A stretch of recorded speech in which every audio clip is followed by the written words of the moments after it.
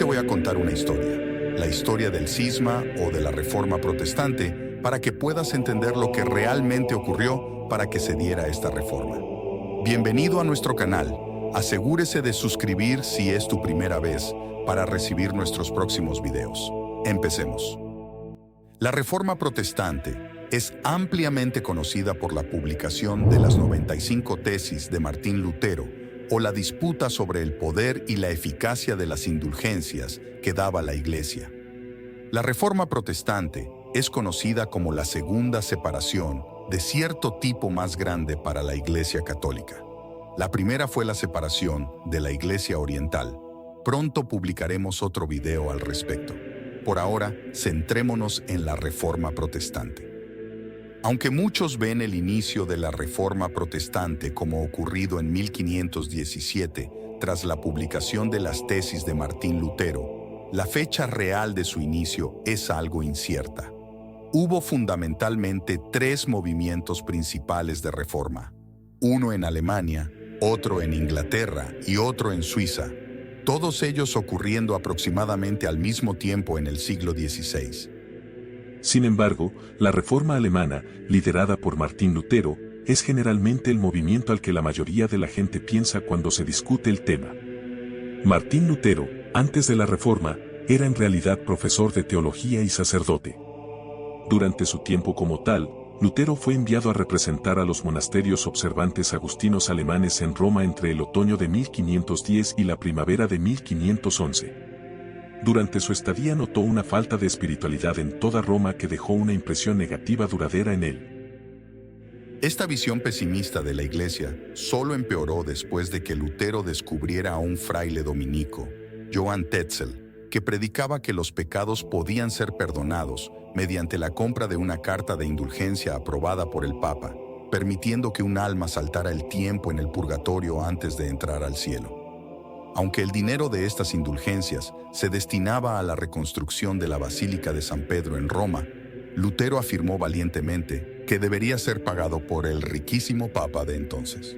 En respuesta a esta controversia de las indulgencias, Lutero escribió sus 95 tesis, que supuestamente debían inspirar un debate sobre la emisión de indulgencias, con la suposición de que sus preocupaciones serían escuchadas y entendidas.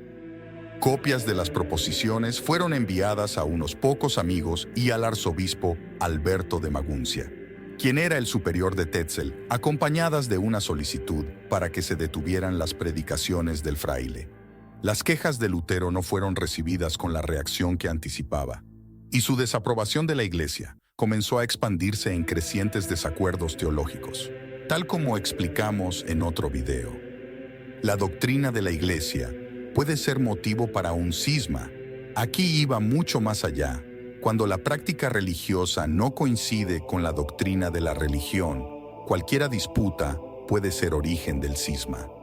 Hacia 1518, Lutero había llegado a creer que la visión de la Iglesia, que afirmaba que la salvación venía tanto de la gracia de Dios como de las buenas obras y las acciones humanas para ganar la reconciliación, era completamente falsa y que los humanos no podían ganar la salvación. Era simplemente un acto de la gracia perdonadora de Dios. Además, Lutero llegó a la conclusión de que la Biblia misma debería ser vista como la única fuente confiable de información y autoridad, en contraposición a las enseñanzas de la Iglesia y al Papa teniendo ese papel. Y dado que la imprenta había sido descubierta recientemente, esta visión le dio a Lutero una gran ventaja, haciendo que las nuevas traducciones de la Biblia pudieran ser impresas y proporcionadas a cualquiera persona con la capacidad de leer, y que pudieran aprender de la Biblia ellos mismos, en lugar de depender de sacerdotes y otros miembros del clero.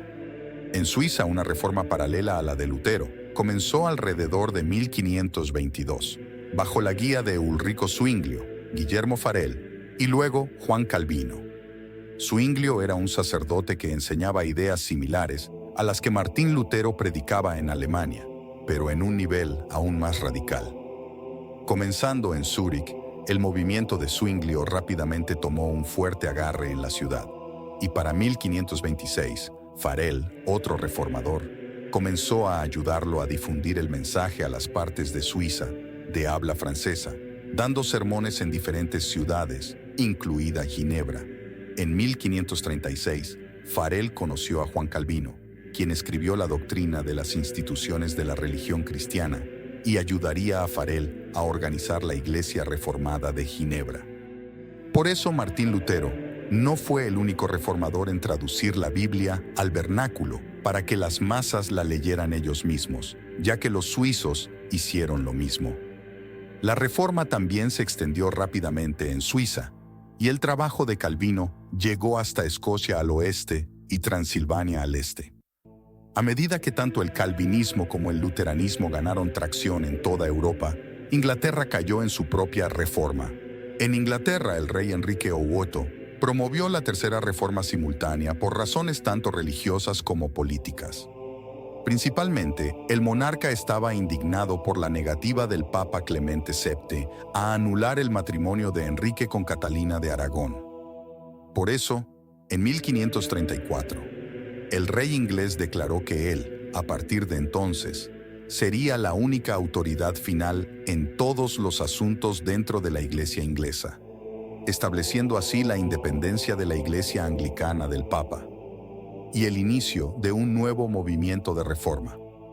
En su reforma, el rey Enrique también insistió para que la Biblia estuviera disponible para la gente, exigiendo que cada parroquia obtuviera una copia y además requiriendo que la liturgia se preparara en inglés. En ese mismo ambiente de las reformas fue como nació la Iglesia Católica Anglicana. Tal vez publiquemos un video al respecto próximamente. Paralelamente a los cambios de Enrique, Escocia también se unió a las reformas gracias a la inspiración que Juan Knox recibió de Juan Calvino en Suiza. Knox ahora formó la rama presbiteriana del protestantismo. Después de todo eso, la Iglesia Católica formuló una respuesta sistemática a la creciente reforma protestante, en forma de lo que simplemente se llama la Contrarreforma.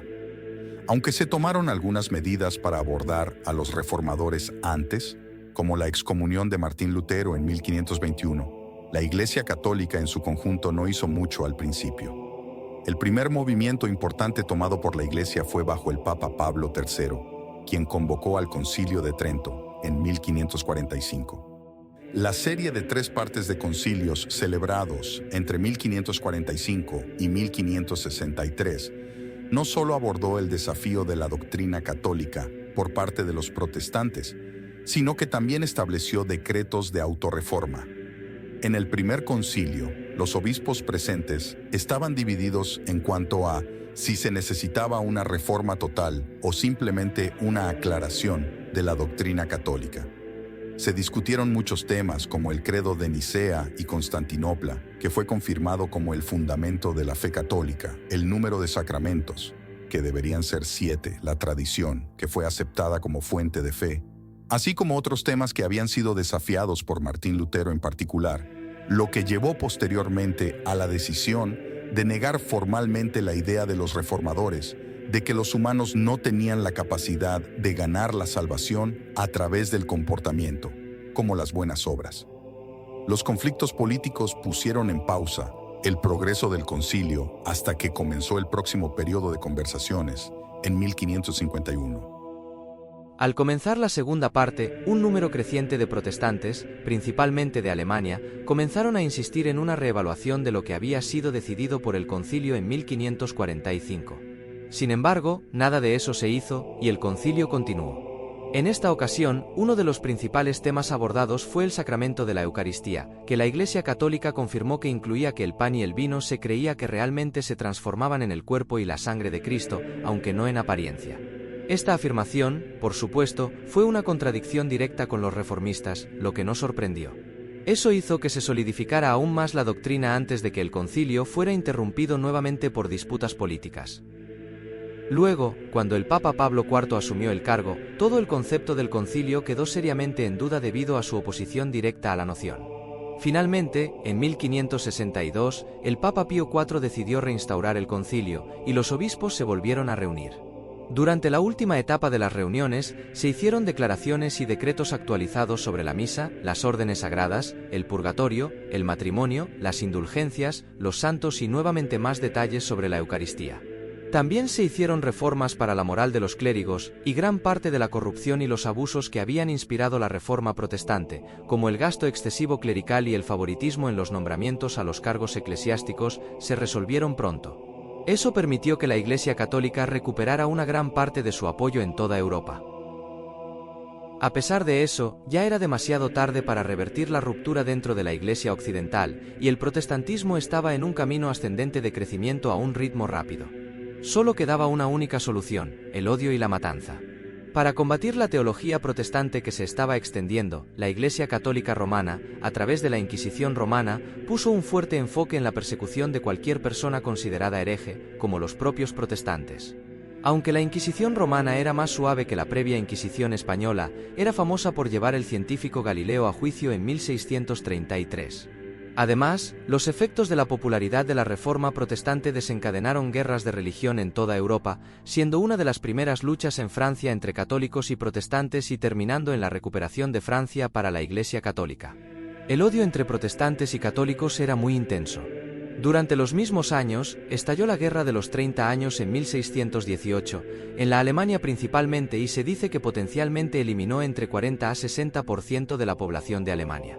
Otras guerras con matices católicos contra protestantes incluirían el levantamiento jacobita escocés, la guerra caldeica de Caldicot, la revuelta holandesa y muchas más.